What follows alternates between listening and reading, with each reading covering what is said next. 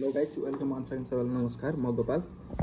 आज चाहिँ हजुरलाई मैले के देखाउँछु भनेपछि मटन मोमोको किमा कसरी बन्छ र कति क्वान्टिटी चाहिन्छ यो सबैको डिटेल आज मैले भन्छु।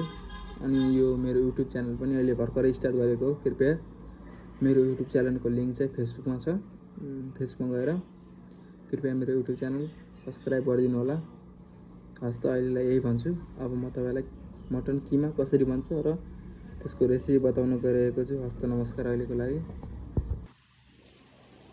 3 किलोको लागि प्याज ट्याक्कै चाहिँ हुनुपर्छ। 3 किलोको लागि यो चाहिँ यसमा युज हुने मसलाहरू ट्याक्कै यो चाहिँ नेपालमै बढी पाइन्छ। यो चाहिँ मसलामा ट्याक्क मसला हालिसकेको छु। अब यसमा चाहिँ ट्याक्कै एउटा तर्का लगाइन्छ, जिन्जर गार्लिक पेस्टको तर्का। भिडियोमा बन्दै रहनु होला।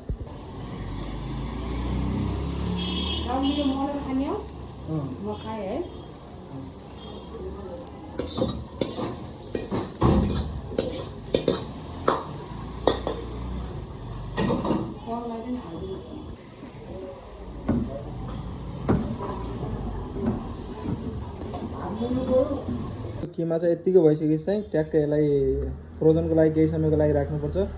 मोमो बनाउँदा सजिलो हुन्छ। यति गरेर ट्याक्क फ्रिजमा राख्ने, केही नभए पनि आधा घन्टा जति फ्रिजमा राखेर मोमो बनाउँदा सजिलो हुन्छ। बाबाई, हजुरलाई कस्तो लाग्छ कृपया कमेन्ट गर्नु होला। मन पर्यो भने लाइक, कमेन्ट, सब्सक्राइब गर्नु होला। हस्तो बाबाई, अहिलेको लागि अर्को रेसिपीको लागि चाहिँ कमेन्ट गर्नु होला, केसको रेसिपी चाहियो भनेर। अहिलेको लागि बाबाई।